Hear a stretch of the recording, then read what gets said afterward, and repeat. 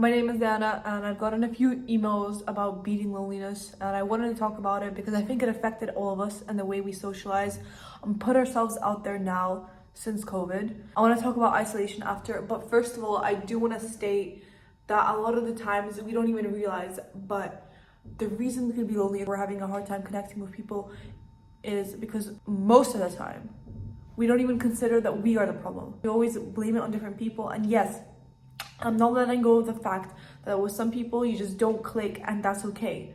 But if you're having a hard time clicking with most people, you should reflect on yourself, reflect on how you are as a person. The way we present ourselves to the world, I used to never really care about that until not even long ago. But the way we present ourselves to the world is really important. We can judge a book by its cover. The whole misconception of, oh, don't judge a book by its cover, like it doesn't tell you that much. It gives you assumptions, and as people we constantly assume things, and the way you present yourselves, the way, let's say for style, or how your hair is done, or how you take care of yourself, tells you these little things about people. I'm not telling you, and I don't think you should make certainties about people and conclusions about people. You could make assumptions about them and how they behave, and if you want to surround yourself with them.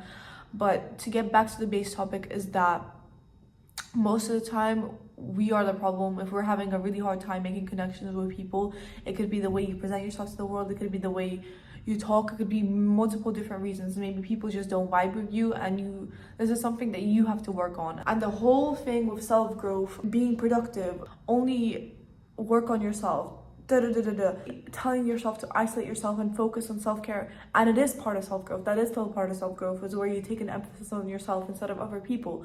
But then we forget that also part of self-growth is being social with people. It's in our DNA, it's in our evolutionary biology to be social and to have friends and family and people around us. Don't let go of that just because you're going on a self-growth journey. Self-growth journey also includes this, and this is something that people tend to forget. If you do wonder if you're the problem, then it is time for you to sit down with yourself and be honest. You would be surprised how many people lack self-awareness, how many people don't overthink themselves, how many people don't question their actions or their thoughts enough, to the point where, am I wrong here?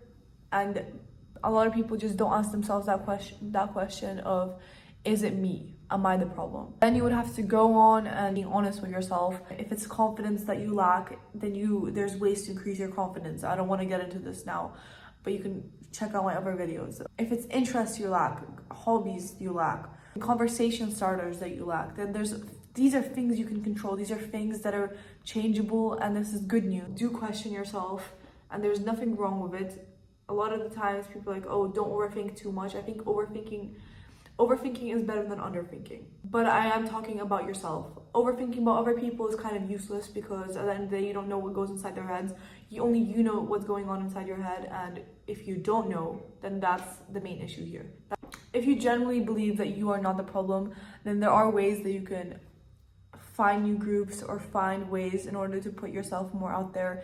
Having interests and hobbies help, and signing yourself up for classes and groups to join, not even only classes, groups, clubs to join, places where you have shared interests with people. What I did when I realized that I was having some issues at the start of my development journey with my social skills is that I would force myself to come up to people and I would give them compliments, random strangers, or I would have conversations with them, and you'd be surprised how many things I've learned. One time I met this Australian woman, we legit talked for like 3 hours. Random middle-aged Australian woman, moved to London. I'm just gonna summarize because it's just interesting, and she does stocks and investing. You could be missing out on a lot of opportunities and a lot of knowledge just from the fact that, or a fear of rejection, or a fear that someone might not like you, or a fear that you're going to be interpreted the wrong way. These little interactions that you have with people consistently, with giving them compliments or talking to them or starting conversations with them, it builds confidence within yourself for the future, and that you could be doing more and you can be starting more conversations. The core thing is that as an introvert, or if you identify yourself as an introvert, it's something you can work on. It is harder for you to become more social. That's a fact. Yeah, some people just have it naturally easier to talking to people, and that goes back into your socialization and how you were grown up and your interactions with people from a young age. But even now at this age, you could change it, and it is harder, but it is possible. I genuinely believe that your capacity of how social you are is incredibly important in forming your own social status and informing your own identity too, and how you fit in with the world. And these connections that you make along the way and how you connect with people is extremely important, because you never know when people could help you out or when you can help out people in the future. As COVID started, I remember I had an isolation for 8 months where I was in a room, a dark room.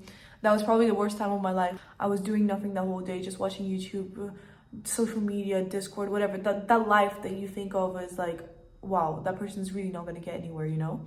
I felt the most unhappiest. I had the worst diet. I wasn't exercising. I came out of those 8 months into society, into interactions, into people. And I remember how anxious and overwhelming it felt. And that is a feeling that I never want to experience again. So if you feel that you're anxious, if you feel that you're depressed, one thing I've learned from that is to force yourself to go out, even when you don't want to. Don't let your feelings dictate your life. This is a big thing that I've realized, is that a lot of the times we might not want to do things, and even though the things that we know are good for us, the only way to battle it, the only way to prove to yourself that you can do it, is to go and do it. Just remember, at the end of the day, our brains are wired for connections, so don't let your anxiety or fear of talking to people or your low confidence stop you from doing that, because at the end of the day, once you do it and once you build up that courage to go and talk to someone, it makes you feel so much more better about yourself, and it gives you confidence for next time. So yeah, get yourself into groups, into hobbies, into clubs, into interests, into sports. Put yourself more out there. Go to the bar once in a while. Go talk to people once in a while. Go grocery shopping. And it's the idea that you don't even need to be in a social place in order to meet people. People are always consistently everywhere. Just going out with your dog and meeting some of the dogs, our dogs start playing, just talking to them. Or giving a compliment to someone at the cashier, just talk to them. The thing is, it makes us feel better about ourselves. Even if we get rejected, even if that happens, and it does happen, it has happened to me, the result is that you know that you had the courage to go and talk to someone. And this makes you feel better about yourself in the long term. So don't let these fears stop you as a person. So hopefully you guys learned something today. If you have any suggestions or if you have any tips on how to improve my videos, I know the editing will be coming in soon. Any topics you would like me to talk about, or any new videos, a day in my life, if you find that interesting, I'd love to do it. Just send me recommendations and tell me what you guys want from me.